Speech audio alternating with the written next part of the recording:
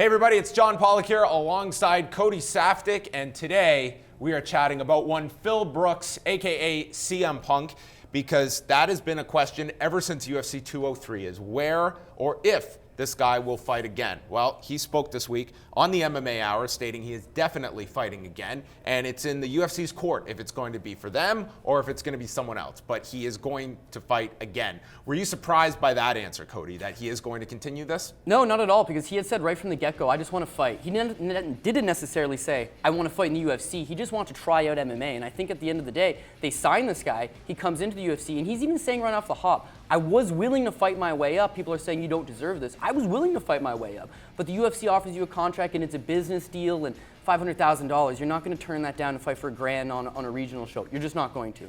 So I completely understand, but this is something that he obviously wants to do. Maybe he doesn't want to win a world title. Maybe everybody wants to win a world title, but he's at least realistic in the sense that I want to try this out. So if they're going to say, okay, you can't do this anymore. He even said to Ariel Helwani, Ariel asked him, is this something you think about? All the time, Ariel, all the time. I haven't watched the fight, but I think about this all the time. And he doesn't want, at the end of the day, for his little run in MMA, for that to be the memory that he's always going to have. So regardless, he's going to try to right the ship.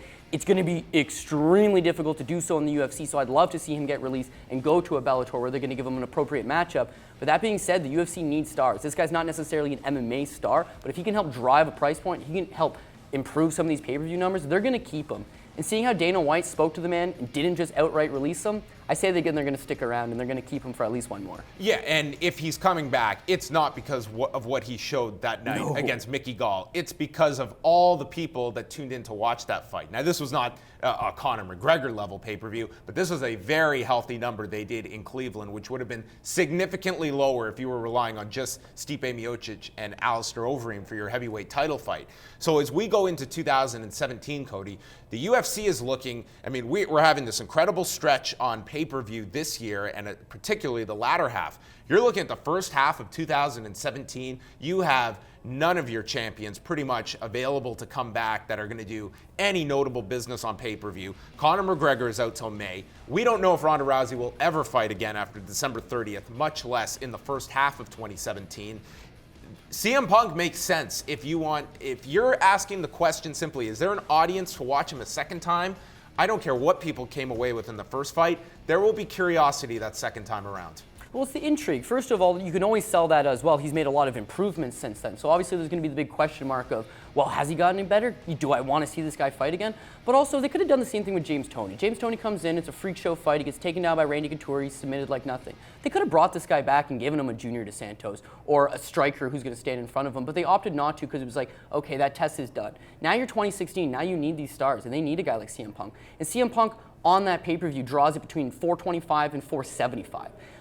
I love Overeem and Miocic, and that's a heavyweight title fight, but that doesn't do anywhere Bisping and Henderson didn't crack 300. Bisping and Henderson didn't crack 300, and that's a title fight. So if you can have a guy like CM Punk who's a non-factor in the division, he's just, got some extra fame on him. If that's going to help drive it up, you have to do that. And I say that because when you look at last year, Ronda Rousey did not compete in any pay-per-view in 2016 until obviously her year-end fight. So that's going to hurt them a lot. You got Conor McGregor with 3 pay-per-views. That's obviously going to help drive it up. So now you look for the next year, and as you mentioned, they're trying to go from, I think, 190 million profit to 270. That's a big jump. You need Ronda to come back. I don't know what the deal they're going to broker with her, but coming off 207, you need to have some incentive for this girl to come back. McGregor's obviously going to have to try to fight his 2 or 3 times again next year. But you look at UFC 200. UFC 200 didn't feature Ronda Rousey. It didn't feature Conor McGregor, and it can still do 1 million buys. Now, yes, that's the name UFC 200, but it's also the quality of card that they put together. That's what they need to do. Maybe not have as many pay-per-views, which business model-wise they're probably going to have to, but you got to load up these other cards and load them with guys like CM Punk, with a good headliner, a good co-headliner, Xavier Rousey as a one-off for a pay-per-view, Xavier McGregor for a one-off as a pay-per-view. Jones will be back next year. He doesn't draw tremendously well, but good enough that if you can get 500, 600,000 buys out of him, especially his rematch with Daniel Cormier, which drew, I believe, with the right opponent, Jones does very well. But I mean, he's someone we won't see before July. Like these first 6 months are really going to test their ability to. It goes to the core of how the UFC promotes their pay-per-views. They book a date, they announce it. We know the fact that they're going to be in Anaheim in January, Brooklyn in February, and yet we don't have main events for these shows. It's not like a typical boxing model where you get the big fight and then we find out the best date for it. It's date and then fill it with a fight. I don't know what is going to headline that January card. Well, that's the issue I'm finding, and that's where George St. Pierre, if you're hanging out on the sidelines, A lot of leverage for him. tons of leverage, but Nick Diaz has got leverage now. Anderson Silva's got leverage now. Guys that are not mega stars, but they know they're going to be a pivotal point. Even a guy like, we'll bring it back to this Ryan Bader thing, just that they need guys that challenge for the title. He's not a star. He's not driving a pay-per-view, but they need challengers in these divisions.